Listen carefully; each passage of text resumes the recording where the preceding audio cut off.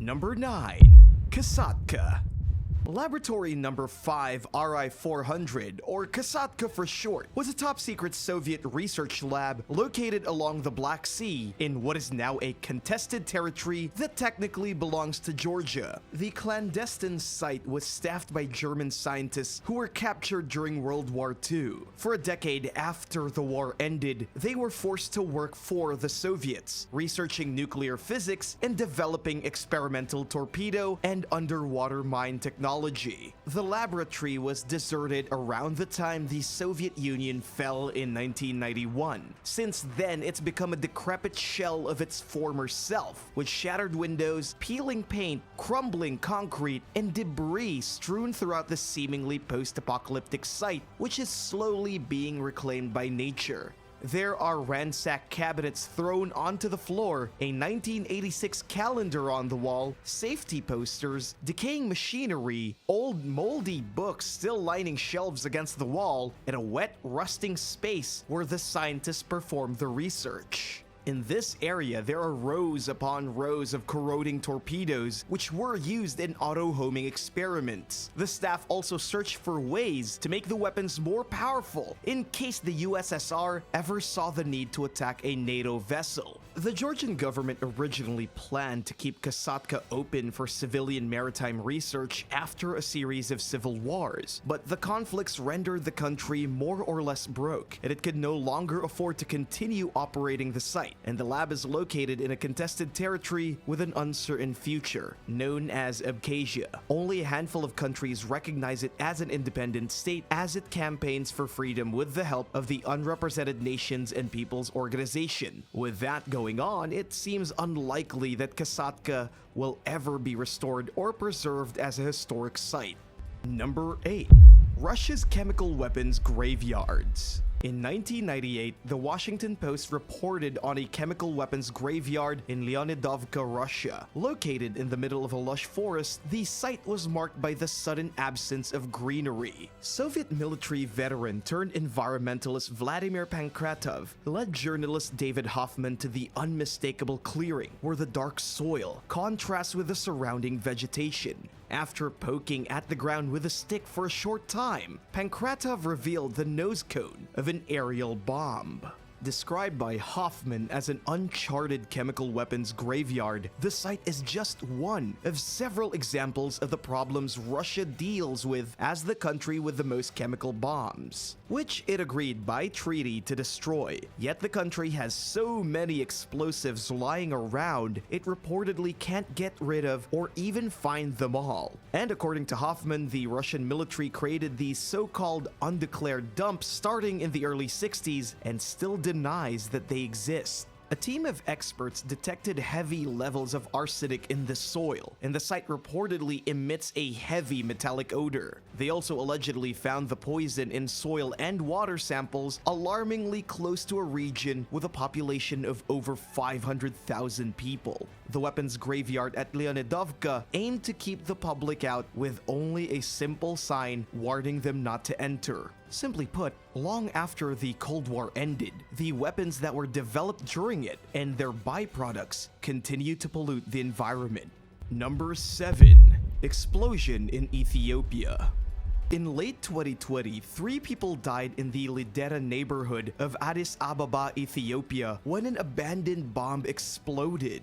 At the time, there was an ongoing crisis in the country's northern Tigray region, where federal and regional troops had come head-to-head in their disagreements. Authorities reassured the public that the explosion had nothing to do with the fighting, which by then had forced some 50,000 refugees into neighboring Sudan. Around that time, other so-called abandoned bombs had been found or detonated throughout the region, but people were left unharmed for the most part, according to the BBC. Reuters reportedly blamed the Tigray People's Liberation Front, a left-wing nationalist paramilitary group that was entangled in the crisis, but the media agency failed to back these claims up with evidence. Ethiopia's state-owned news agency said that there was an ongoing investigation into the explosion and promised to provide regular updates as the situation unfolded. Just days later, another abandoned bomb exploded, claiming the lives of 2 children aged 8 and 5 years old.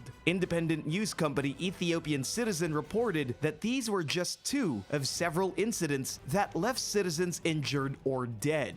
Since then, the tensions in Ethiopia have erupted into a full-blown civil war with no end in sight. Things have allegedly become so dire that even the doctors and nurses who are tasked with treating injured people in the Tigray region have resorted to begging for food to keep themselves nourished. Sadly, it seems as though the situation could continue for a while, or perhaps worsen, forcing civilians to suffer from food shortages, abandoned bombs, and the other disturbing effects of war that they don't deserve. Number 6. A neighborhood filled with explosives. It's probably easy to assume that not many unexploded bombs get left on American soil. After all, the last several wars that the US was involved in happened outside the country. But the military still has to test and train with explosives. And while much of this activity has been carried out on remote islands with little concern for how local populations would be affected, it was also occasionally done within American borders. In 2007, someone discovered a bomb near a running track outside a middle school in Orlando, Florida. As it turned out, the school and numerous residences were built on the site of a former bombing range. Talk about danger. It soon became clear that the military had left the property riddled with bombs, and the subsequent builders failed to thoroughly inspect the land for anything dangerous before starting construction. And it soon surfaced that the neighborhood had been identified as a Superfund site all the way back in 1994. This priority status is assigned to properties throughout the US that are found to be contaminated with hazardous substances. Within 2 years of the first discovery in the Orange County community, over 400 live bombs and rockets were found on the school's property and in people's yards. That's quite a lot. The Army Corps of Engineers carried out a $10 million cleanup. When they were finished, they said that it's still possible, but highly unlikely for someone to stumble upon a live explosive. It's not exactly the type of thing many people like to take their chances with, even if those chances are slim. Consequently, property values in the area have plummeted, making it nearly impossible for many residents to move away without suffering from major financial losses. And this isn't the only place in the US that's littered with unexploded bombs either. Number 5. Munitions in Manipur. During the latter stages of World War II, the conflict between the Allied and the Axis powers found its way to the state of Manipur in northeastern India, along the border with Myanmar. It was here that US forces came face to face with the Japanese as they invaded the country. After the fighting ended, the Allies buried unexploded bombs, and the consequences have been catastrophic for the people who have lived in the region ever since, including modern-day residents. Late last year, Lalsangmuan Gangte and his brother Lenkogin were digging a pit behind their courtyard in the town of More, when one of them unknowingly hit a bomb with their spade, causing it to explode. They were both killed.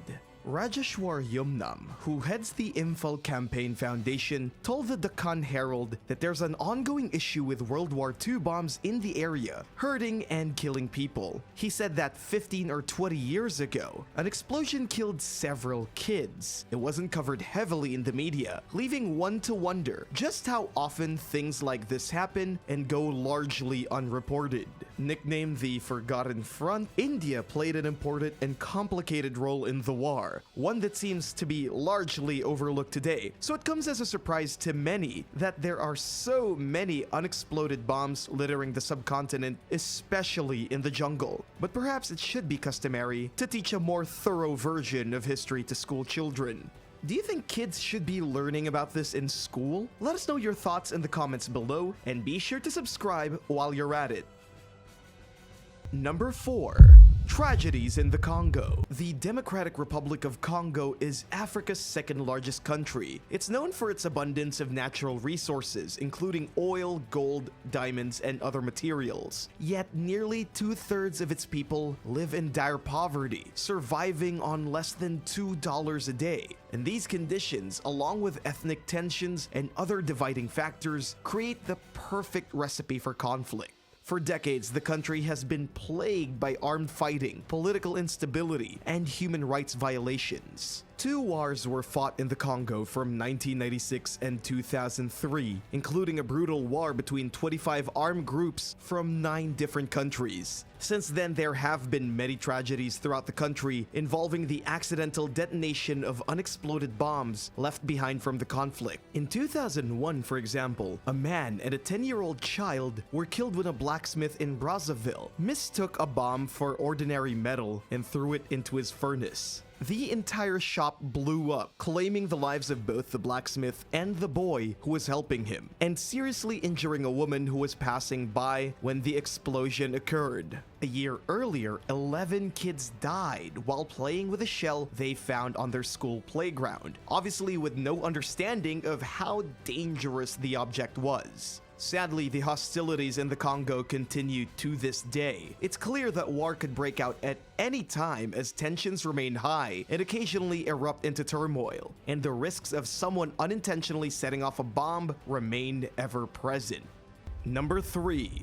Leftover bombs in Laos. During the Vietnam War, Laos became the world's most heavily bombed country. Between 1964 and 1973, over 2 million metric tons of explosives were dropped, the equivalent of 1 metric ton per person, based on the population at the time. These airstrikes were carried out by the US as a way of disrupting movement along the Ho Chi Minh Trail and preventing supplies from reaching the North Vietnamese. It was the largest bombing campaign in history, killing around 30,000 Laotians during the war, including children. Up to 1/3 of the bombs that rained over the country never exploded. They were simply left wherever they landed, posing a constant threat to locals. At least 20,000 people have died at the hands of leftover explosives since the war ended, and these abandoned weapons continue to maim and kill to this day. There are said to be as many as 80 million bombs littering the land. Numerous nonprofits are working diligently to clean the unexploded ordnance, including the UK-based Mines Advisory Group. Slowly but surely, progress is being made. On the 25th anniversary of the project in 2019, MAG announced that it had disposed of its 250,000th bomb. Just 2 years later, in late 2021, the group removed its 300,000th bomb from the ground, marking yet another milestone in its quest to help make Laos safe again. But there's still plenty of work left to do before the country's citizens can traverse the landscape without risking their lives. Number 2.